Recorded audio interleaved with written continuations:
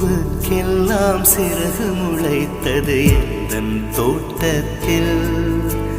வெண்மீனெல்லாம் நிலவாய் போனது எந்தன் வானத்தில்.